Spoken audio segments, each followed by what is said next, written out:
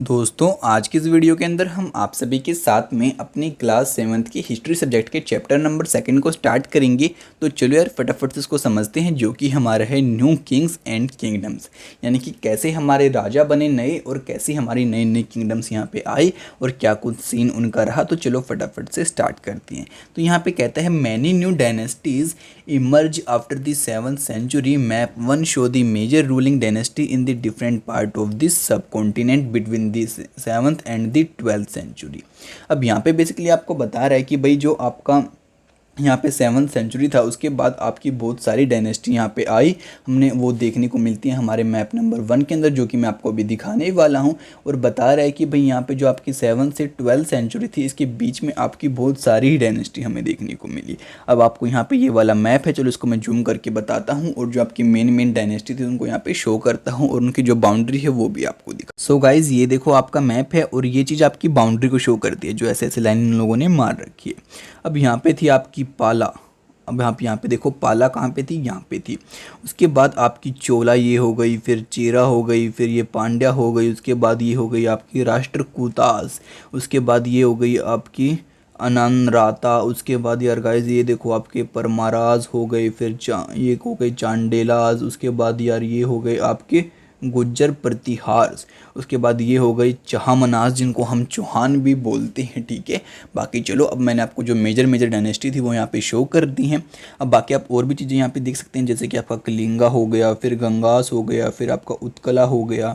आप मतलब कि पूरे मैप को यहाँ पे डिटेल में स्टडी कर सकते हो। अगर आपके पास खुद से नहीं है तो आप मेरी वीडियो को पॉज करके भी इसको स्टडी कर सकते हो। बाकी चलो यार गाइज अब हम आगे चलते हैं और आगे समझ ले। अब यहाँ पे आप सभी को कहते हैं लोकेट दी गुज्जर प्रतिहार्स राष्ट्रकूताज पाला चोला एंड दी चहामनाज। अब यहाँ पे कह रहे हैं आप इन सभी की लोकेशन हमें बताओ। सबसे पहले कह रहा है गुज्जर प्रतिहार की, तो वो हमें पता है यहाँ पे है। उसके बाद कह रहा है राष्ट्रकूताज की, तो ये सर वो ये रही है आपकी। उसके बाद पाला, तो ये सर ये रहा आपका पाला। उसके बाद चोला, तो ये रहा चोला सर। उसके बाद चहामना, तो ये हो गया आपका चहामना। अब कह रहा है can you identify the present day state over which they exercised control. कह रहा है कि आप अब बता सकते हो कि इस टाइम पे हमारी कौन सी स्टेट्स हमें यहाँ पे देखने को मिलती हैं जहाँ पे हमारी ये वाली क्या थी, डायनेस्टी थी। तो अब इसका आंसर आप सभी लोग मेरे को देना, क्योंकि आपने इतना तो हमारे मैप को यहाँ पे स्टडी कर रखा है। तो अब आपको बताता है इस वाले टॉपिक के अंदर the emergence of new dynasty, यानी कि हमारी नई नई डायनेस्टी यहाँ पे कैसे आई और कौन सी डायनेस्टी यहाँ पे आनी अब हमारी स्टार्ट हो चुकी थी। अब कह रहा है by the 7th century there was big landlords और warrior chieftains in different regions of the subcontinent. अब यहाँ पे कह रहा है कि आपकी जब 7th सेंचुरी आई तो आपके बहुत बड़े बड़े लैंडलॉर्ड और बहुत बड़े बड़े आपके चीफ लोग थे ना, जो वो सब कॉन्टिनेंट के अलग अलग रीजन्स के अंदर यहाँ पे रहते थे। Existing kings often acknowledge them as their subordinate और दी समानताज। और यहाँ पे बता रहा है कि जो वहाँ का राजा होता था उन अमीर लोगों को क्या कहता था कि भाई ये जो लोग हैं ना ये मेरे सबऑर्डिनेट हैं, यानी कि मेरे नीचे काम करते हैं। या फिर उन लोगों को अगर उनकी टर्म में बोल तो क्या कहता था, समानता। उन लोगों को वहाँ के क्या कहा जाता था, समानताज उनको कहा जाता था। They were expected to bring gift for their kings और ओवरलोड। और यहाँ पे बता रहा था कि भाई वो लोग अपने राजा के लिए गिफ्ट लेके आते थे और भी बहुत सारी चीज़ें वो लोग लेके आते थे। उसके बाद बता रहा है कि be present at there court and provide them with military support. और उसके बाद वो भाई उसको मिलिट्री सपोर्ट भी जो राजा वहाँ का होता था उसको प्रोवाइड करते थे। As samantas gained power and wealth they declared themselves to be mahasamantas and the mahamandaleshwar, the great lord of a circle or a region and so on. Sometimes they asserted their independence from their overlords. अब यहाँ पे आपको बहुत मज़ेदार बात बताता है, चलो मैं एक बार उसको ड्रॉ करके आपको अच्छे से समझाता हूँ, ठीक है। अब यार गाइस देखो ये हो गया आपका राजा, ठीक है, आप इस बात को समझ लो, ये हो गया आपका राजा और ये हो गए आपके अमीर लोग, आई मीन चीफ वगैरह लोग, ठीक है। अब ये लोग क्या थे, आपके राजा के क्या मान जाते थे, सबऑर्डिनेट, यानी कि राजा के नीचे काम करने वाले। अब आपको ये तो पता है कि ये लोग भी अमीर थे, तो ये क्या करके राजा के लिए क्या लेके आते थे, गिफ्ट वगैरह लेके आते थे। और यहाँ पे कह रहा था कि भाई कभी कभार क्या इनको बहुत ज़्यादा पावर मिल जाती थी तो ये अपने आप को क्या कहते थे कि भाई अब हम महासमानता बन चुके हैं या फिर क्या बन चुकी हैं, महामंडलेश्वर बन चुकी हैं। और बहुत बार ये क्या करते थे कि भाई ये अपने जो इनके जिस रीजन के ऊपर कंट्रोल होता था वहाँ के राजा खुद बन जाते थे और जो ये इनका बड़े वाला राजा था इसके साथ में अपने संबंध को यहाँ पे तोड़ देते थे। तो यार आप समझ सकते हो कि भाई ये खुद से राजा बनने की यहाँ पे कोशिश करते थे। तो चलो यार अब आगे चलते हैं, आगे समझ लिए। सो अब कहते हैं wall relief from the cave 15 Ellora showing the Vishnu as the Narasimha the man lion, it is a work of the Rashtrakuta period. अब यहाँ पे आपको शो कर रहा है हमारे विष्णु भगवान को जब वो हमारे लायन के रूप में हमें देखने को मिले थे और ये आपके राष्ट्रकूटा टाइम का हमारे पास यहाँ पे कुछ आपकी दीवार के ऊपर हमें देखने को मिला है। One such instance was that of the Rashtrakutas in the Deccan. Initially, they were subordinate to the Chalukya और दी ऑफ कर्नाटका। अब यहाँ पे बता रहा है कि भाई जो आपकी राष्ट्रकूटा आपने देखे एक टाइम पे ये क्या थे, आपके सबऑर्डिनेट थे। किसके सबऑर्डिनेट थे? आपके चालुक्य के, जो कि आपके कर्नाटका का। तो आपको यही बात बता रहा है कि ये क्या थे, आपका राजा था यहाँ पे चालुक्य, ये उसके नीचे काम करते थे। कौन काम करते थे? आपके Rashtrakutas. In the mid 8th century Danti Durga a Rashtrakuta chief overthrew his Chalukya overlord and performed a ritual called the Hiranyagarbha, literally the golden womb. When this ritual was performed with the help of the Brahmins, it was thought to lead of the rebirth of the sacrificer as a Kshatriya even if he was not one by the birth. अब यहाँ पे आप सभी को बताता है कुछ मज़ेदार बात और कहते हैं कि भाई आप ये बात जान चुके हैं कि जो आपके चालुक्य रूलर था उसके अधीन आपके राष्ट्रकूटा रूलर यहाँ पे होते थे। अब यार इनमें से एक यहाँ पे इनका सरदार हुआ जिसका नाम आपको यहाँ पे बता रहा था अभी, क्या नाम था गाइस उसका था दांती दुर्गा। अब यहाँ पे बता रहा था कि जो ये वाला चीफ था ना, इसने भाई ओवरथ्रू कर दिया, यानी कि उसको तोड़ दिया। भाई किसके साथ में तोड़ दिया?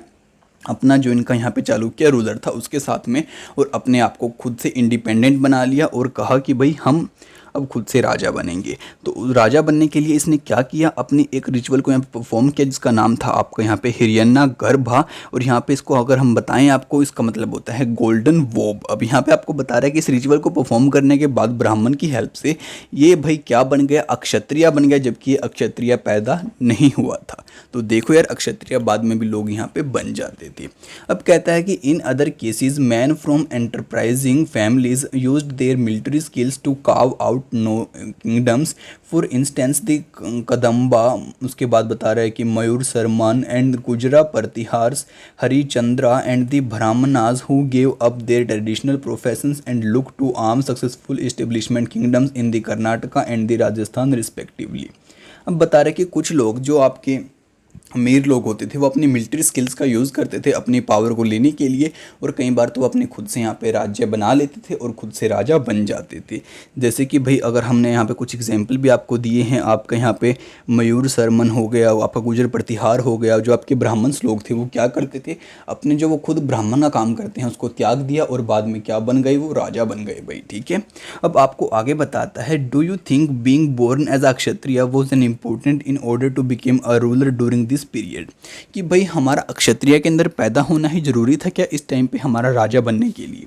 तो जी नहीं, ऐसा कुछ भी नहीं था। लोग बाद में भी हमने देखा कि अक्षत्रिय बन रही हैं। वो कैसे बन रही हैं? कोई रिचुअल, यानी कि कोई भाई वहाँ पे जो कोई बात सजेस्ट करते हैं, आई मीन कि जो कोई भाई, अब आपको क्या बताऊँ मैं, अब देखो आपको मतलब कि मैं बोलूँ कि भाई आपको ये काम करने के लिए इसी काम को परफॉर्म करना होगा, या फिर भाई आपको टेस्ट में मार्क्स लाने के लिए अपने सारे काम को यहाँ पे लिख के देखना होगा। तो आप जो लिख के देख रहे हो कोई रिचुअल यानी कि कोई काम कर रहे हो, ऐसे जो आपके ब्राह्मण लोग आपको बताते हैं कि भाई आपको ये हवन करना होगा, ये पूजा करनी होगी, तो वो भी आपका एक रिचुअल रहता है। तो रिचुअल वर्ड को आप यहाँ पे ऐसे समझिए। ठीक है, बाकी चलो यार अब आगे बात करते हैं। अब बात करेंगे हम एडमिनिस्ट्रेशन इन किंगडम्स के बारे में कि भाई जो हमारा एडमिनिस्ट्रेशन था अब वो कैसे वहाँ पे वर्क कर रहा था हमारे राज्यों के अंदर।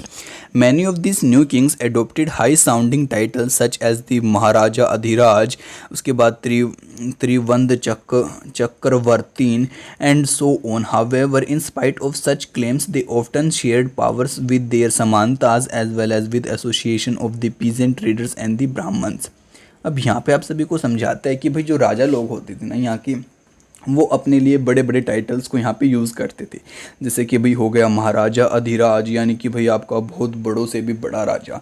उसके बाद यहाँ पे बता रहे जैसे कि आपका हो गया त्रिभुवन क्रमवर्तीन, यानी कि आपके तीनों जो आपके यहाँ पे होती हैं तीनों वर्ल्ड, उन तीनों वर्ल्ड्स का क्या है वो राजा है। अब यहाँ पे बता रहा है कि ऐसे ऐसे बहुत बड़े बड़े टाइटल वहाँ के राजा क्या करते थे, यूज़ करते थे। और बता रहा है कि भाई जहाँ जहाँ वो रहते थे या फिर जो उनकी पावर होती थी उसको वो अपने समानताज के साथ में भी क्या करते थे, शेयर करते थे। और यहाँ पे बता रहा है कि वो अपने जो यहाँ पे पीजेंट लोग होते हैं, ट्रेडर्स होते हैं और जो ब्राह्मण्स होते हैं उनके साथ में भी जुड़े रहते थे।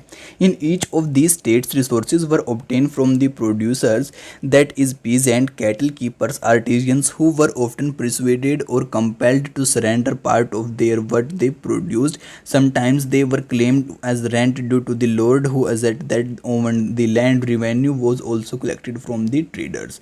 अब यहाँ पे आप सभी को बताते हैं कि भाई जो यहाँ के आपके पीजेंट लोग होते थे, जो अपने भाई यहाँ पे गाय भैंस पालते थे, वो लोग होते थे। तो यार वो राजा जो लोग होते थे वो क्या करते थे, इनसे अपना टैक्स लेते थे, या फिर मैं बोलूँ कि इनसे रेंट लेते थे कि भाई आप हमारी भूमि के ऊपर काम कर रहे हो तो उसके बदले में आपने जितना भी यहाँ पे फसल उगाई या फिर जितना आपका दूध वगैरह यहाँ पे निकला उसमें से आपको इतना पार्ट हमें देना होगा। और जो यहाँ पे व्यापारी लोग इनके राज्य में आते थे तो ये उनसे भी टैक्स लेते थे, तो ये यार इनका क्या हो गया, इनकम का सोर्स हो गया। ठीक है, अब हम इकोनॉमी की बात कर रहे हैं।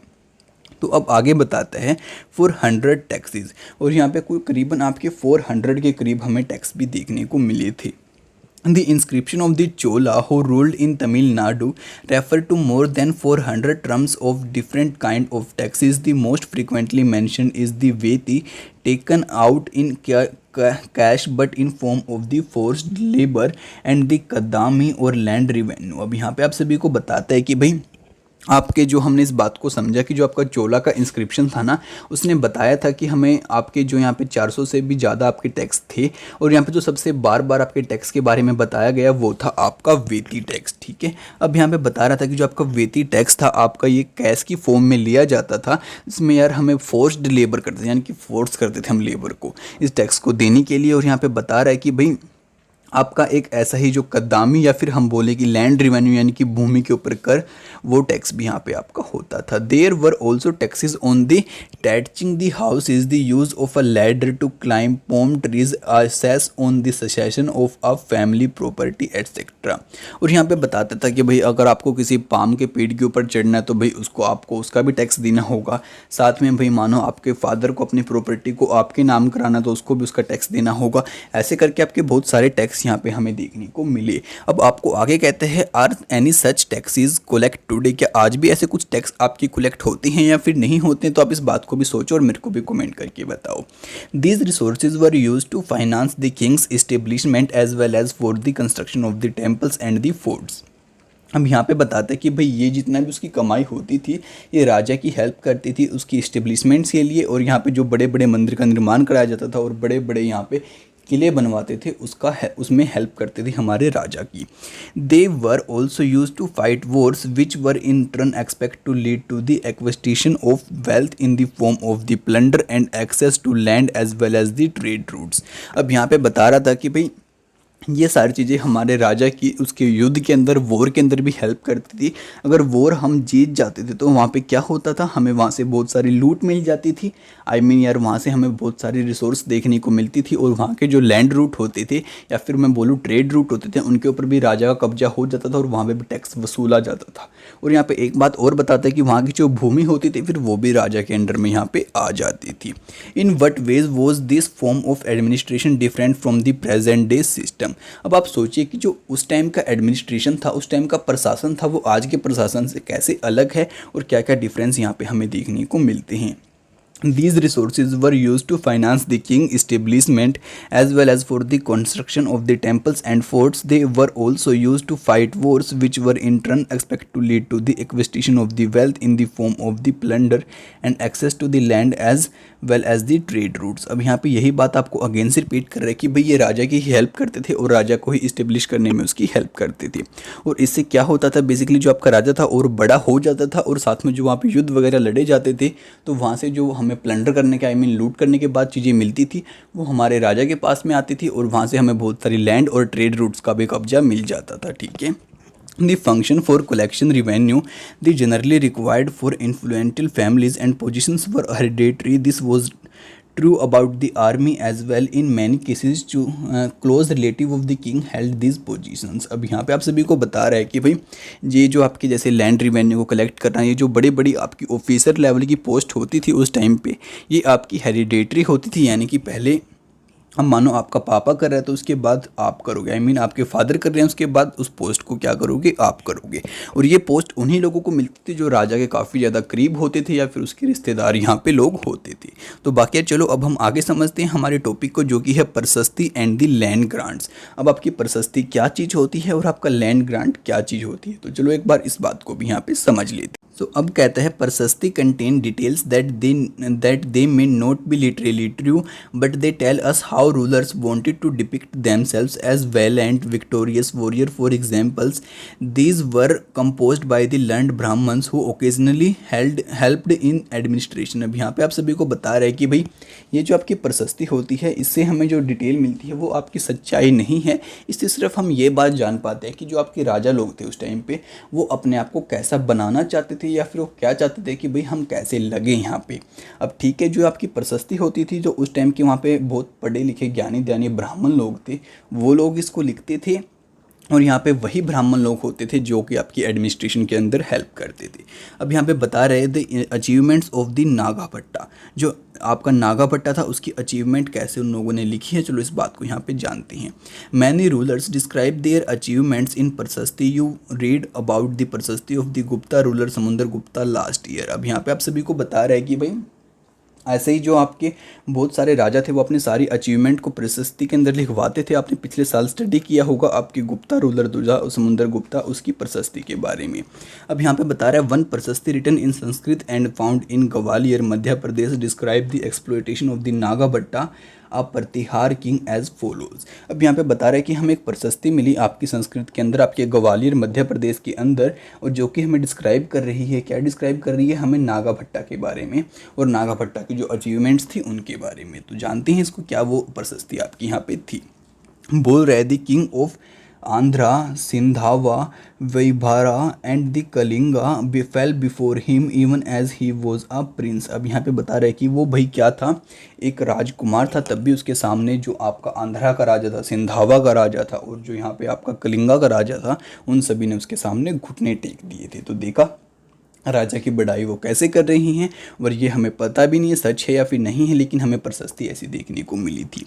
ही वोन अ विक्ट्री ओवर द चरखा युद्धा। अब यहाँ पे बता रहा है कि इसने जो आपका चरखा युद्ध हुआ था, जो कि आपके यहाँ पे आपके किसके राजा थे, आपके कन्नौज के राजा थे, वहाँ पे भी इसने क्या प्राप्त की थी, विजय प्राप्त की थी।